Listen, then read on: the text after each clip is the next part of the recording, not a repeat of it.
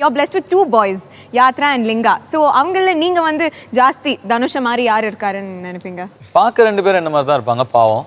யாத்ரா வந்து என்ன மாதிரி நிறைய கேரக்டரா and character food habits of course அவர் நான்வெஜ் சாப்பிடுறாரு, நான் வெஜிடேரியன், பட் மோஸ்ட்லி பயங்கர சிமிலர்.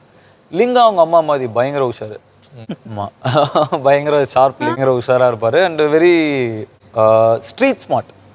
ஒரு சிக்னல்லாம் அவர் ரொம்ப அவர் தான் என்ன படுத்த போறாரு தெரியுது எனக்கு.